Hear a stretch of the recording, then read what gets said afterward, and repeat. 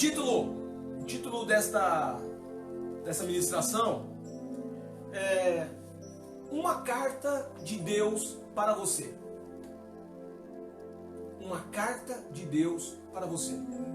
Nesses dias de tantas incertezas, indefinições, desespero, nós realmente precisamos muito mais do que nunca, ouvir a voz de Deus. E isso é um dos pontos positivos que eu tratei na sexta-feira, quando eu disse que Deus não está em quarentena e que Deus está trabalhando em meio a tudo isso. Como eu disse, não é um castigo, não enxergamos como um castigo. Deus não criou esse vírus para castigar a humanidade, porque o castigo de Deus, meu irmão, virá. A ira de Deus sobre os homens virá. Mas eu vejo um tempo onde Deus está tratando o ser humano, tratando no ser humano a necessidade que este tem dele e tratando nos seus servos, na sua igreja, na sua noiva, aquilo que ele precisou tratar na prática. Muitas dessas coisas que nós estamos vivendo hoje, alguns dias atrás, não eram necessárias. Por exemplo, nos reunir como família para sermos ministrados pelo Senhor. Quem imaginou isso um dia? A necessidade de se reunir, né? Quem imaginou que um dia iria chorar pela falta, pela ausência de um culto físico lá na congregação? Deus está trabalhando isso em nós. E eu acredito que nós vamos voltar sim, mais fortes. Nós iremos voltar sim, mais calorosos, mais amorosos, mais gratos, muito mais gratos, mais sensíveis. Nós não vamos mais ao templo perder tempo. Nós não iremos mais ao local onde nós chamamos de igreja para simplesmente ver os irmãos. Nós iremos agora sim valorizar mais os nossos irmãos. Mas quando nós chegarmos lá, nós vamos nos lembrar do quanto nos fez falta este tempo e nós vamos nos entregar ainda mais ao Senhor. Aquele lugar nunca mais será o mesmo, porque a glória de Deus irá se manifestar de uma forma muito maior. Por quê? Porque o povo dele se dará de uma forma muito mais ampla também. Quanto mais você se dá para o Senhor, mais o Senhor coloca em você. E nesses dias nós precisamos muito ouvir a voz de Deus. E o tema que o Senhor me deu nessa manhã é uma carta de Deus para você. Primeiramente vamos falar sobre qual o propósito de uma carta. A carta ela tem como um dos propósitos, comunicar. Quem escreve uma carta, se bem que uma carta para nós hoje ela é um pouco antiquada, né? Porque nós não temos o hábito de escrever cartas. Inclusive nós temos um projeto de escrever cartas para enviar para o Hospital Pedreira, para as pessoas que estão internadas lá. E tem que ficar apelando, vamos lá pessoal, escreve as cartas, pelo amor de Deus. Tem gente precisando das cartas lá e tal. Porque a gente não tem um hábito, não é uma coisa simples. Há alguns 20 anos atrás, escrever uma carta era a coisa mais normal. Mas depois veio o bip, depois veio telefone, já ficou mais acessível, depois passou a ser a internet, e-mail, depois veio o WhatsApp, agora nós temos tantos meios de comunicação. Pessoa lá no Timor-Leste, né, conversando, missionária Marília está lá, beijo. E que horas são agora lá na Marília? Meu Deus do céu, quase 7 horas da manhã. E a Marília assistindo o culto conosco. Hoje nós temos essa facilidade, não há necessidade de carta. Mas você sabe qual é o propósito de uma carta. Se não sabia, vai saber agora. O propósito de uma carta é comunicar, primeiramente. Segundo, pedir informações. As pessoas que escreviam, elas perguntavam: e aí, como é que estão as coisas? Como é que está fulano? Como é que está ciclano? Como é que está você? Esse também era um dos propósitos de uma carta. E um outro propósito, dentre tantos, fazer recomendações. Por favor, envie um abraço para ciclano, pede para fulano não esquecer de tomar um remédio. Então a carta ela tem estes objetivos. E falando-se em carta, eu quero meditar junto com vocês hoje. Abra sua Bíblia comigo, por gentileza. O livro de Apocalipse. O livro do Apocalipse. Nós vamos ler o capítulo 2. Capítulo 2 de Apocalipse. Amém. Amém. Bíblia riscada na lasqueira. Minha Bíblia é muito riscada. Irmão, Bíblia de pastor é assim, ó. Se você quer ser pastor, você tem que, sua Bíblia tem que ser assim, ó. Tem que ser riscada mesmo. Tem que riscar, irmão. Tem que anotar mesmo, tem que grifar. É importante grifa, é importante marca, porque significa que você, não é que você está rasurando a palavra de Deus, não. Não, a Bíblia é sua, né? A Bíblia é a palavra de Deus quando ela é tratada, não é o papel, não, tá? A palavra de Deus não é o papel. A palavra de Deus ela é revelada através dessas letras. Então marca, anota, grifa, guarda, lembra, enfim, escreve, coloca na geladeira para decorar versículos. Esses dias estão sendo ótimos para decorar versículos, viu? Então vamos lá, Apocalipse, capítulo 2, a partir do versículo 1. Antes de, enquanto tem alguns procurando aí, deixa eu dar algumas observações aqui, fazer algumas observações que serão importantes para que você entenda essa mensagem, essa ministração que veio da parte de Deus, que está chegando até você no seu lar, ou onde você estiver. Primeiro, nós vamos meditar juntos nas 7 cartas que foram escritas às 7 igrejas, a uma das 7 igrejas, né? Existiam outras igrejas naquele lugar, mas Deus manda João escrever 7 cartas a 7 igrejas da Ásia, ali na região da Turquia, Grécia, aquele lugar ali. E o contexto dessas cartas, literalmente, é para o pastor daquela igreja. Cada pastor recebeu uma carta, tá bom? Porém, hoje, ao ler estas cartas, eu quero que você pegue o contexto para você. Aplique estas cartas, aplique o conteúdo dessas cartas à sua vida. Hoje, Deus dá um presente a nós. Ele, para cada pastor daquelas igrejas, ele deu uma carta. Hoje, você não é pastor talvez. Tem alguns poucos pastores nos assistindo. Mas, hoje Deus pega essas cartas, resume elas em uma só e entrega para você. Uma coisa interessante que você vai precisar entender. Estas cartas que foram escritas às 7 igrejas da Ásia, elas possuem 4 características muito importantes. 4 finalidades. A primeira finalidade, elogiar. Uma carta, que legal você, imagina você receber uma carta elogiando você. É bom? É bom. Um e-mail, né? Quando a gente recebe um e-mail do chefe dizendo parabéns pelos serviços prestados à nossa empresa, você é um funcionário exemplar, você é um colaborador exemplar, fique tranquilo, à medida que a empresa vai crescendo, você vai crescer também, nós estamos olhando para você, a gente fica feliz, né, quando a gente recebe um elogio. Então as cartas, também essa carta de Deus hoje, ela possui sim elogios. Então aquele elogio, né, que bateu em você, você diz, obrigado Senhor, obrigado, estou dentro. Se o elogio não se aplicar a você, então você pensa assim, eu preciso estar dentro da vontade do Senhor. Então, se enquadra para ser o que Deus quer para você, tá bom? É a segunda finalidade, apontar onde estamos errando. E isso acontece até no elogio, né? Porque quando ele faz um elogio e você está fora, então significa que ali também, para você, Deus está apontando que nesta área você precisa melhorar. Terceira finalidade, advertir, recomendar, dizer a você assim, olha, cuidado, por aqui vai dar errado, por aqui vai dar ruim. Então, a terceira finalidade dessa carta é advertir.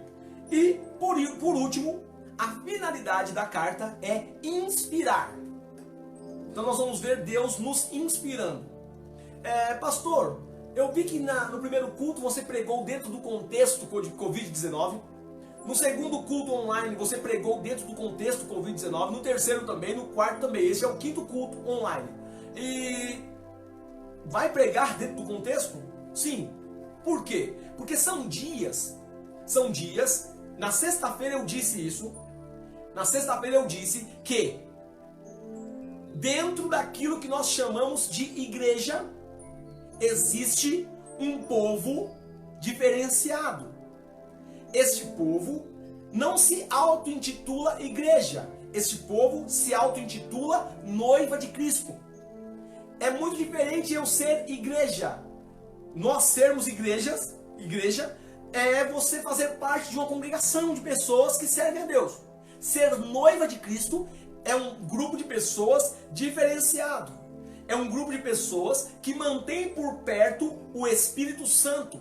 É um grupo de pessoas que mantém-se longe do pecado. Não quer dizer que não pecam, mas estão o tempo todo fugindo do pecado. Essas pessoas, elas estão sempre buscando a face do Senhor. Essas pessoas, elas anseiam não por um amanhã sem Covid-19. Elas anseiam por um amanhã com um noivo. Covid-19 ou sem Covid-19, essas pessoas se mantêm fiéis ao seu Senhor, ao seu noivo. E é dessas pessoas, é assim que Deus quer que você seja. Se você se contentava, tá vendo? Você que achava que ir para a igreja já agradava a Deus, hoje não tem igreja. E agora? Como é que a gente faz? No primeiro culto nós tínhamos 300 e poucas pessoas assistindo o culto. Segundo culto já baixou um pouquinho.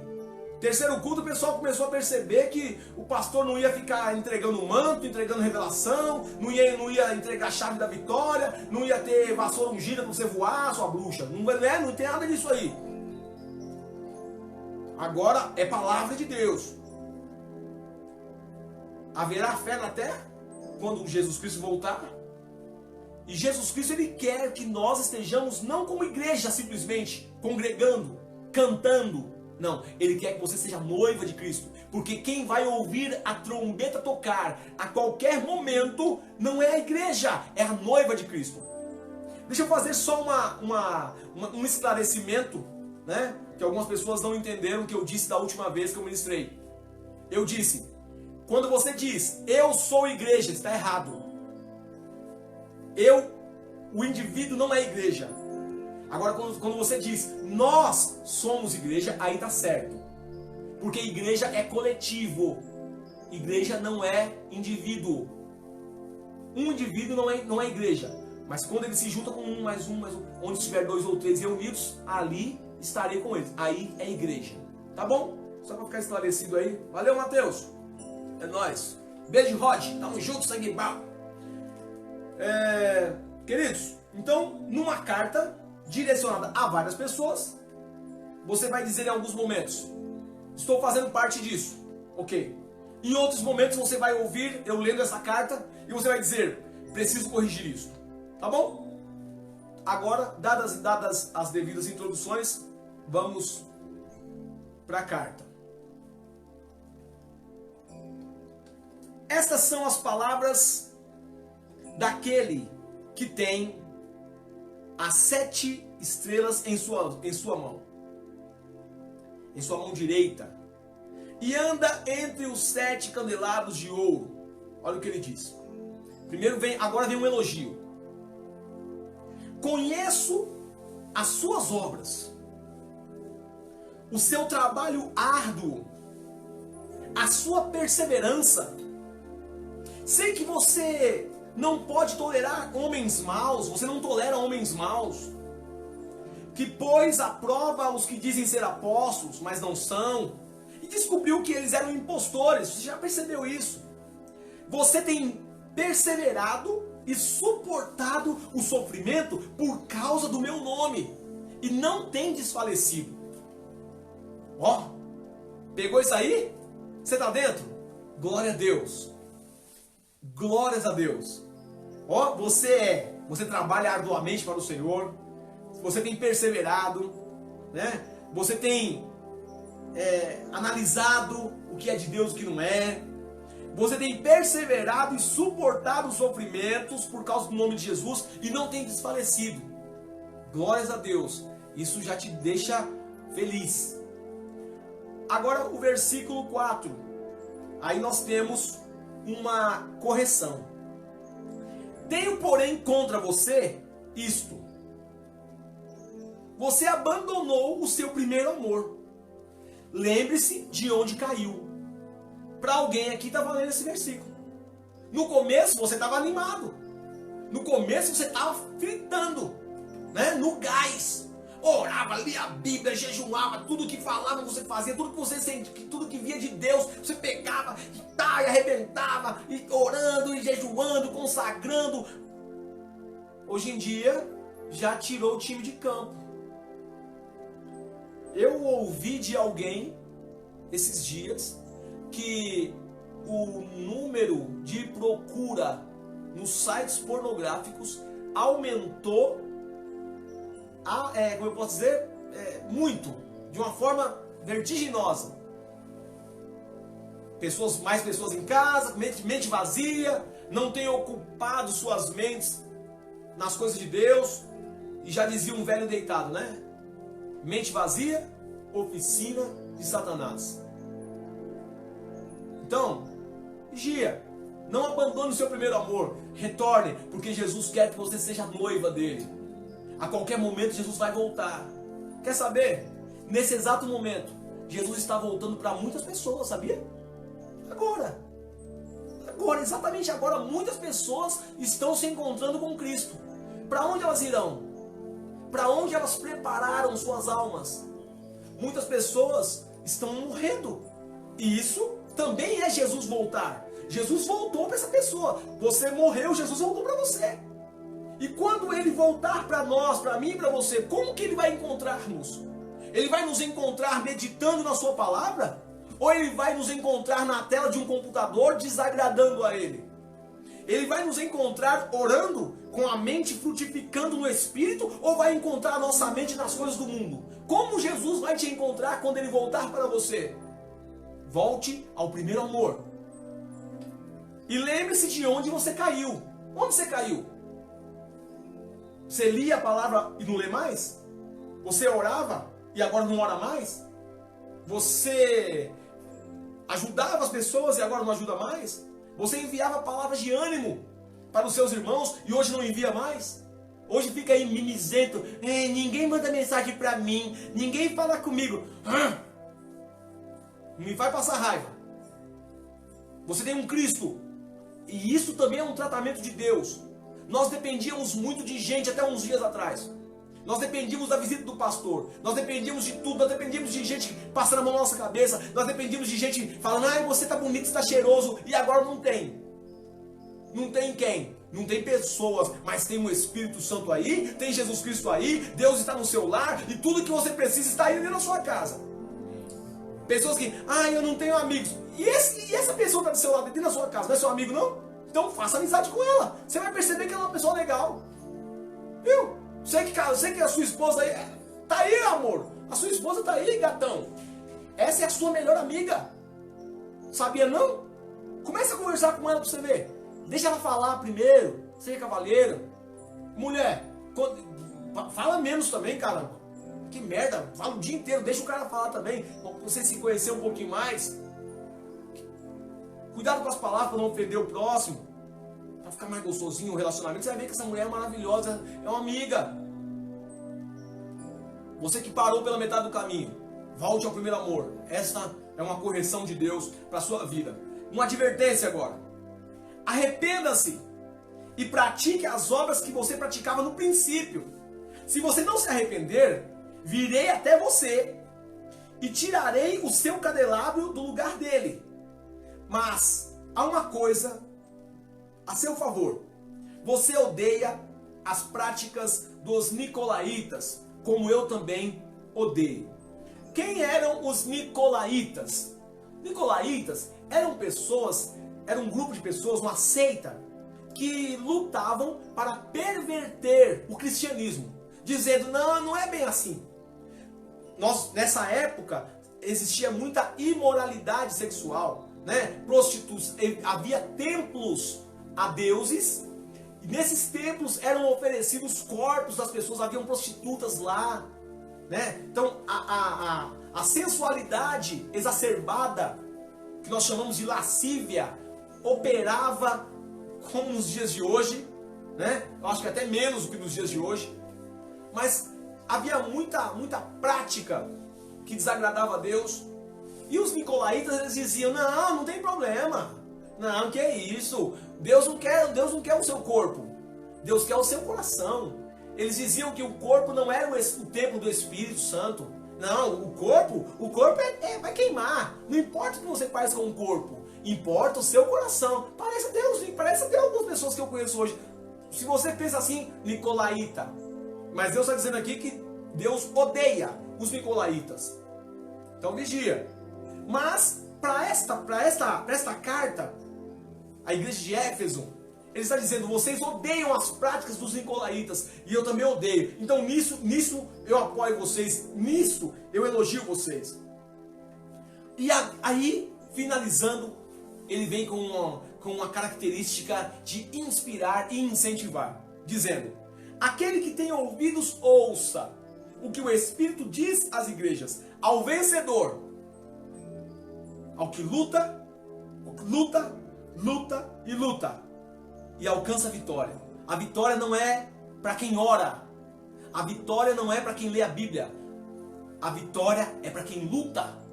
Para quem entra em luta contra a carne, contra os desejos da mente, contra os desejos do corpo, contra os desejos que não agradam ao Senhor. Para esses tem vitória. E ao vencedor, darei o direito de comer da árvore da vida que está no paraíso de Deus.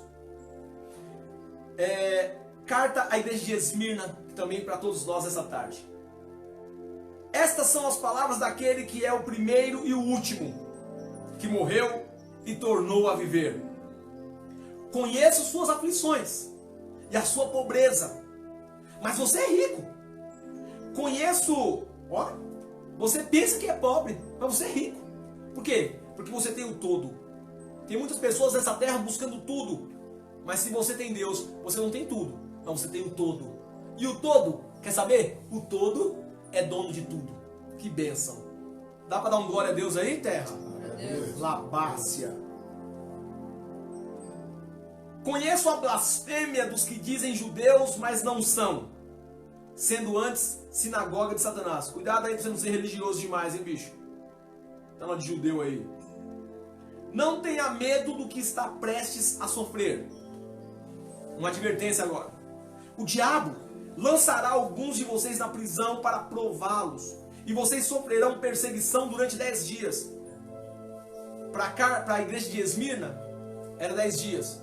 Para nós, hoje, nós não sabemos quantos dias. Quantos dias será essa situação? Mas tem um conselho agora no final. Seja fiel até a morte. Ou seja, não tem um prazo. Seja fiel até os 10 dias. Seja fiel até passar essa situação toda. Não é isso. Ele está dizendo, seja fiel até a morte. E eu lhe darei a coroa da vida. Olha que maravilha. Imagina você sendo fiel ao Senhor, mesmo nesse tempo. E quando voltar, né? Quando nós voltarmos à nossa vida, eu acredito que nós vamos voltar, assim espero, né? Quando voltarmos, continuarmos fiel até a morte, e o Senhor nos dará a coroa da vida. Aquele que tem ouvido, ouça o que o Espírito diz à igreja. O vencedor, de modo algum, sofrerá o dano da segunda morte, que é ser lançado no lago de fogo. Olha que maravilha, vale a pena. Carta à igreja de Pérgamo, e é para você também. Estas são as palavras daquele que tem a espada afiada de 2 gumes. Sei que você vive onde está o trono de Satanás. Se aplica a nós? A Bíblia diz que o Satanás é o príncipe desse século. É o rei. Ele é o rei do mundo. O mundo está subjugado a este reino de Satanás. Tem muita gente, agora eu vou abrir um parênteses aqui, preste bem atenção. Tem muita gente vivendo no reino de Satanás, querendo paz, alegria, amor, tranquilidade, felicidade, cura. Você é doido? No reino de Satanás não tem isso não, bicho. Eu já falei sobre isso, já preguei sobre isso. Você quer viver paz, alegria, tranquilidade, harmonia no lar, amor, você quer isso tudo? Você tem que mudar de reino, cara. Você tem que sair do reino de Satanás, do reino das trevas, desse mundo, e ir para o reino da luz, para o reino de Deus. Seguir a Jesus Cristo, fazer o que Cristo quer, o que Deus quer. Pô, você acha que Deus é bobo? Você faz tudo errado, cara. Você faz o que Satanás quer, você faz o que você quer, que você acha que você quer, né? E você quer viver as coisas de Deus. Você quer viver as coisas de Deus? Então faz o que Deus quer, caramba. O inverso não vai dar, irmão. Lamento informar. Falaram pra você que se você pegasse uma fitinha de São Golfinho, não sei quem lá, você ia viver paz, alegria. Mentiram pra você, mano. Falaram pra você que um óleo ungido vai mudar a sua história, vai mudar a sua vida. Se você passar um óleo ungido na sua casa, o mal vai sair de lá.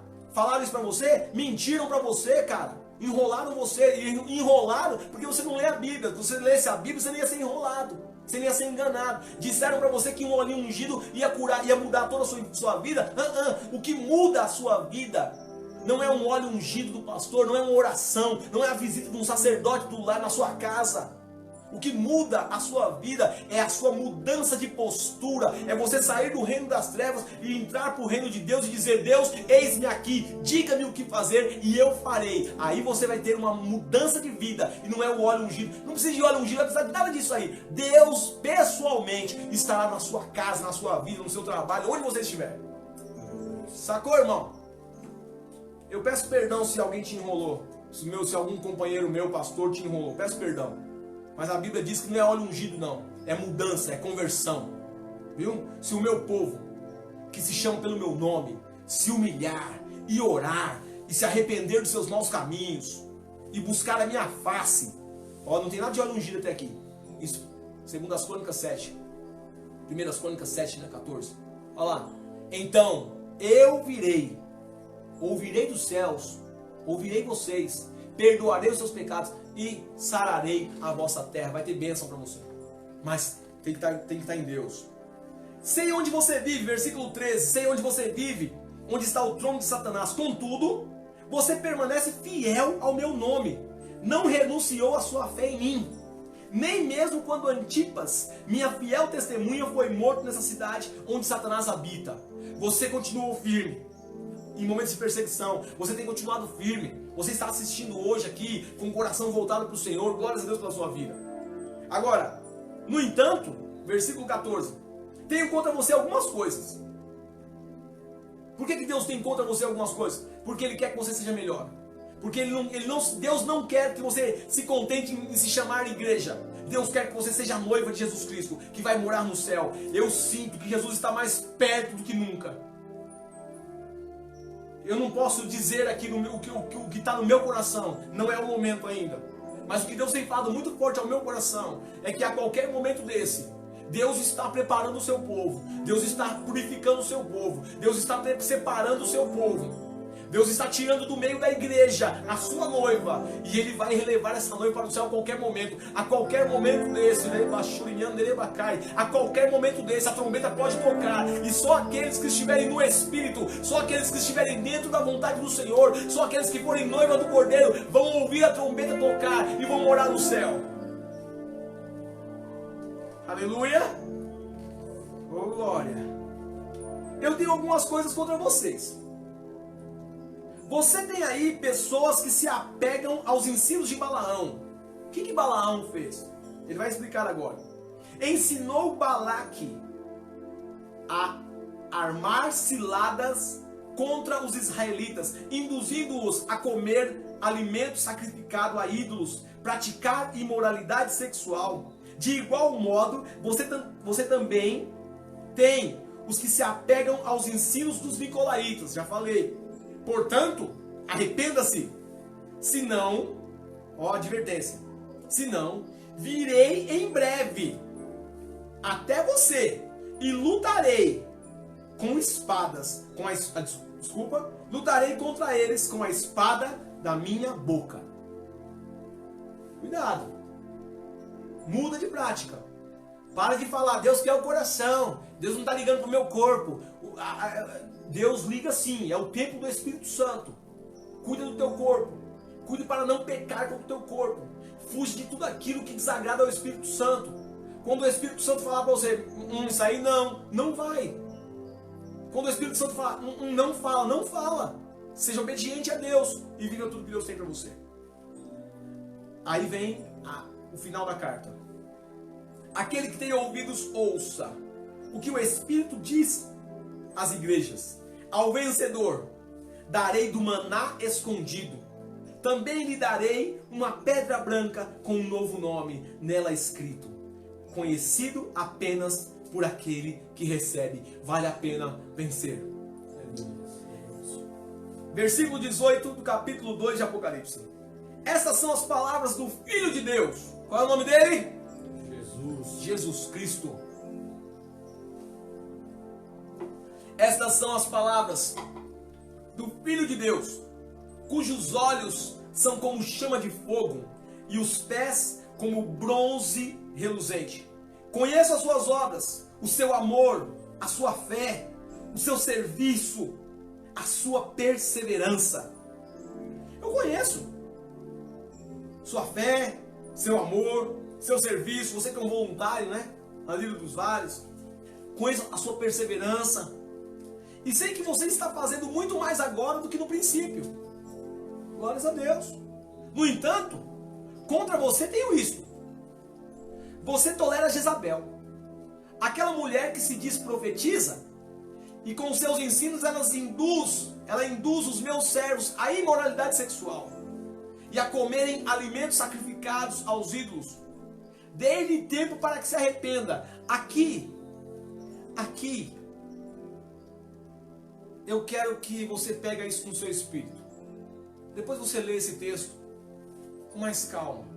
Leia as cartas com bastante calma. Pega isso no seu espírito, porque aqui tem algo profético aqui.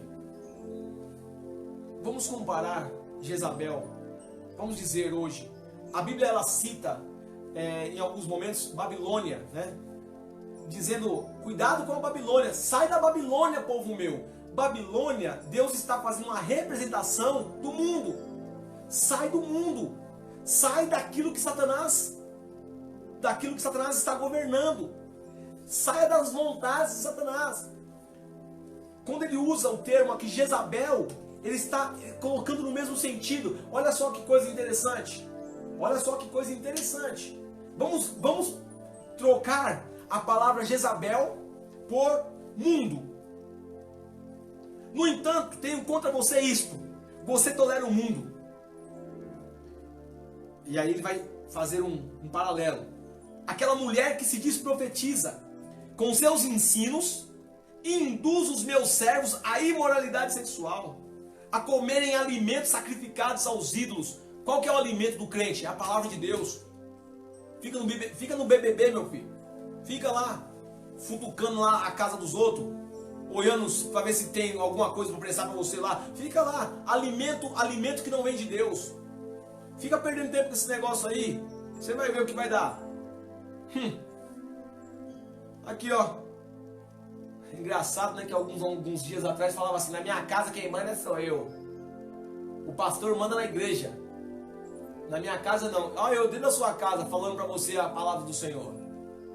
Olha o que Deus está fazendo nos últimos dias, levando os pastores para dentro da casa dos crentes. Eita Deus! No entanto, contra você tenho isto: você tolera Jezabel, aquela mulher que se diz profeta e induz os meus servos à imoralidade sexual, a comerem alimentos sacrificados aos ídolos. Escuta isso. Versículo 21. Dei-lhe tempo para que se arrependesse da sua imoralidade sexual, mas ela não quer se arrepender. Por isso, vou fazê-la adoecer e trarei grande sofrimento aos que cometem adultério com ela, a não ser que se arrependam das obras que ela pratica. matarei os filhos dessa mulher, e então todas as igrejas saberão que eu sou aquele que sonda mentes e corações, e retribuirei a cada um de vocês de acordo com as suas obras. Aos demais que estão em Tiatira, a vocês que não seguem a doutrina dela e não aprenderam com eles, dizem, como eles dizem, os profundos segredos de Satanás, digo, não porei outra carga sobre vocês. Tão somente apeguem-se com firmeza ao que vocês têm, até que eu venha. Sacou? Não vou entrar nesse assunto não, porque senão vão falar que eu tô, pegando um texto fora de contexto para se tornar um pretexto. Não vou fazer isso. Mas quando a gente lê esse texto aqui, fica muito sério, né? Porque parece muito com o que nós estamos vivendo. Mas, versículo 26, aquele que vencer e fizer a minha vontade até o fim, darei autoridade sobre as nações. Ele as governará com um cetro de ferro e as despedaçará como um vaso de barro. E eu lhe darei a mesma autoridade que recebi do meu Pai. Também lhe darei a estrela da manhã. Aquele que tem ouvidos, ouça o que o Espírito diz às igrejas. Capítulo 3, versículo 1. Estas são as palavras daquele que tem os 7 Espíritos de Deus. Alguém aí disse, o pastor pulou ao anjo da igreja. Eu já expliquei que neste contexto era para o anjo da igreja, agora é para todos nós. Por isso estou pulando ao anjo da igreja. Não é mais para o anjo da igreja, agora é para todos nós. Estas são as palavras daquele que tem os 7 Espíritos de Deus e as 7 estrelas. Conheço as suas obras. Você tem fama de estar vivo. Você até parece estar vivo, mas está morto. Esteja atento. Fortaleça o que resta para morrer, pois não achei as suas obras perfeitas aos olhos do meu Deus. Lembre-se, portanto, do que você recebeu e ouviu. Obedeça e arrependa-se. Mas se você não estiver atento, virei como um ladrão, e você não saberá a que hora virei contra você. Já falei sobre isso hoje aqui. No entanto, em nome de Jesus, irmão, para de ficar apertando esse coraçãozinho aí. Fica, sobe o coraçãozinho toda hora. Não sei hoje. Mas as ministrações que eu estava vendo, na hora da palavra, um monte de coraçãozinho subindo e curtição. Hora de ouvir a palavra de Deus, terra seca. Carniça. Tava com saudade de ouvir o pastor chamar de carniça? Chamei. Carniça. Arrependa-se. No entanto, versículo 4 do capítulo 3 de Apocalipse. No entanto, você tem aí em Sardes uns poucos que não contaminaram suas vestes. Eles andarão comigo vestidos de branco, pois são dignos. Eu quero voltar nesse texto que ele diz, você parece que está vivo, mas está morto. Eu não te conheço, irmão. Eu não sei como você está. Já faz uns 15 dias ou mais que nós estamos afastados uns dos outros. Quando eu estava olhando o rebanho de perto, com os olhos físicos, era mais fácil saber quem estava vivo e quem estava morto. Era mais fácil saber quem estava doente espiritualmente. Eu olhava para a pessoa e eu dizia, você está bem? E ela dizia, estou bem. E o Espírito Santo dizia, não está bem. Agora eu não estou te vendo. Eu não sei como você está espiritualmente, mas não dá para disfarçar com o Senhor. Você viu que ele disse, olha, você tem fama de estar vivo. As pessoas conhecem você como vivo. As pessoas conhecem você como homem de Deus, como mulher de Deus. Mas na verdade, aos olhos do Senhor, você está morto. Arrependa-se, é o que o Senhor diz aqui na sua palavra. E por que o Senhor diz isso hoje? Porque Ele quer que você esteja pronto para ouvir o toque da trombeta e subir com Ele. Deus faz isso porque te ama. Deus faz isso porque Ele ama. Deus nos corrige porque Ele nos ama. E Ele quer nos santificado. Deus não quer crente, Deus quer noiva. Deus não quer evangélico. Deus não quer protestante. Deus quer servos dEle que seguem a Ele fielmente dentro da sua vontade. E que fazem a sua vontade, a vontade do Senhor. Aleluia! O vencedor será igualmente vestido de branco. Jamais apagarei o seu nome do livro da vida, mas o reconhecerei diante do meu Pai e dos anjos. Aí nós vamos para a penúltima carta. Essas são as palavras daquele que é santo e verdadeiro, que tem a chave de Davi, o que abre e ninguém pode fechar, e o que ele fecha, ninguém pode abrir. Conheço suas obras, eis que coloquei diante de você uma porta aberta que ninguém pode fechar. Igreja do Senhor, sei que você tem pouca força, mas guardou a minha palavra e não negou o meu nome. Veja o que farei com aqueles que são sinagoga de Satanás, que se dizem judeus, que se dizem religiosos, e não são, mas são mentirosos. Farei que se prostrem aos seus pés e reconheçam que eu o amei. Visto que você guardou a minha palavra, palavra de exortação e perseverança, eu também o guardarei na hora da provação que está por vir sobre todo o mundo. Alguém disse misericórdia, mas fica tranquilo, ele está dizendo que vai guardar você. Versículo 11. Vamos terminar, vamos ler o versículo 10 novamente, rapidinho. Visto que você guardou a minha palavra de exortação à perseverança, eu também o guardarei na hora da provação que está por vir sobre todo mundo. Para quê? Lembra que eu falei que não é castigo? Lembra que eu disse que Deus não está castigando? É uma provação? Aqui a palavra do Senhor. A provação que está por vir sobre todo mundo, para pôr à prova os que habitam na terra. Venho em breve. Retenha o que você tem, para que ninguém tome a sua coroa. Versículo 14. A igreja de Laodiceia, que se aplica a nós também. Estas são as palavras do Amém, a testemunha fiel e verdadeira, o soberano da criação de Deus. E o que ele diz? Ele diz o seguinte, versículo 15. Conheço as suas obras. Sei que você não é nem frio nem quente. Melhor seria que você fosse frio ou quente. Assim porque você é morno, não é frio nem quente, estou a ponto de vomitá-lo da minha boca. Você diz, estou rico, adquiri riquezas, não preciso de nada. Não reconhece, porém, que é miserável, digno de compaixão, pobre, cego e que está nu. Quantas pessoas até o dia de hoje estavam achando que não precisavam de mais nada? Eu tenho dinheiro, eu tenho um bom trabalho, eu tenho uma esposa, eu tenho isso, eu tenho aquilo, eu tenho empresa, eu tenho isso, eu tenho aquilo. Olha o que Deus está dizendo. Ei, você está morno. Você não estava firmado no Senhor. Um pouquinho nas coisas de Deus, um pouquinho nas coisas do mundo, morno. E aí Deus diz, porque você é morno, estou a ponto de querer vomitá-lo da minha boca. E olha a recomendação que ele faz. Assim porque você é morno, não é nem frio e nem quente, estou a ponto de vomitá-lo da minha boca. Você diz, estou rico, adquiri riquezas e não preciso de nada.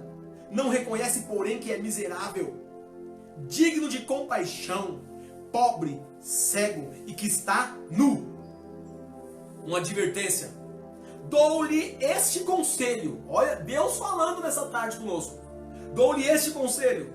Compre de mim ouro refinado no fogo, e você se tornará rico. Deus quer você rico para com Ele e não para com o mundo.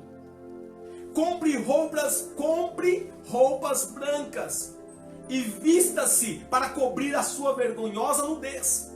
E compre colírio para ungir os seus olhos e poder enxergar. Que coisa maravilhosa, a gente encerra aqui. Repreendo e disciplino aqueles que eu amo. Por isso, seja diligente e arrependa-se. Eis que estou à porta e bato. Se alguém ouvir a minha voz e abrir a porta, entrarei e cearei com ele e ele comigo. Ao vencedor, darei o direito de sentar-se comigo em meu trono, assim como eu também venci e sentei-me com meu Pai em seu trono. Aquele que tem ouvidos, ouça o que o Espírito diz às igrejas. Eu finalizo com Romanos. Abra aí a carta de Paulo aos Romanos. O capítulo é o 12. E aí nós vamos entender, com tudo isso que Deus falou aqui, o que o Senhor realmente quer de nós nessa ministração.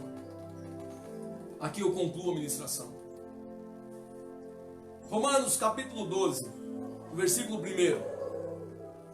Portanto, irmãos, rogo-lhes pelas misericórdias de Deus, que se ofereçam em sacrifício vivo, santo e agradável a Deus. Este é o culto racional de vocês. Não se amoldem ao padrão deste mundo, mas transformem-se pela renovação da vossa mente, para que sejam capazes de experimentar e comprovar a boa, agradável e perfeita vontade de Deus. Que o Senhor nos abençoe e que nós possamos meditar nessa palavra durante a semana, corrigir onde estamos falhos, limpar as nossas vestes. Aquele que não tem vestes brancas, compre. Aqueles que não têm azeite, peça ao Espírito Santo, compre. Aqueles que não têm uma vida que está agradando ao Senhor, passe a agradar ao Senhor. Tira da sua vida aquilo que não agrada a Deus. O Senhor Jesus está voltando. Jesus está voltando, igreja. Nós achávamos que este tempo nunca iria chegar. Muitos de nós achavam até que era balela. Muitos de nós achavam que um tempo como esse jamais chegaria. Hoje eu estava comentando com um irmão da nossa igreja, o William, e eu dizendo a ele: irmão, nunca, nem o mais pessimista de todos os homens imaginou este tempo, imaginou esta situação, e nós estamos vivendo elas. Agora, eu sei que Jesus está voltando, e a qualquer momento desse, nós nos encontraremos com Ele nas nuvens. Prepara-te, ó Israel. Prepara-te, ó Israel. Prepara-te, ó Israel, para encontrares com o Senhor teu Deus. Se tem alguém que está nos assistindo, que foi tratado pelo Espírito Santo e quer entregar a sua vida a Jesus Cristo, a partir de hoje, ser um servo de Deus, abandonar o reino das trevas e viver no reino de Deus, eu gostaria que onde você estiver, você levante as suas mãos e diga: Senhor Jesus, obrigado por me aceitar. Eu também te aceito como meu único e suficiente Salvador. Que o meu nome esteja no livro da vida, e que quando o Senhor voltar, eu possa encontrar contigo, não importa se é através da morte ou pelo arrebatamento da igreja. Eu quero estar contigo. Eu te aceito como meu único e suficiente Salvador. Enquanto eu viver, eu quero que a minha vida seja motivo de glória para o Pai, para o Filho e para o Espírito Santo de Deus. Amém. Se você fez essa oração,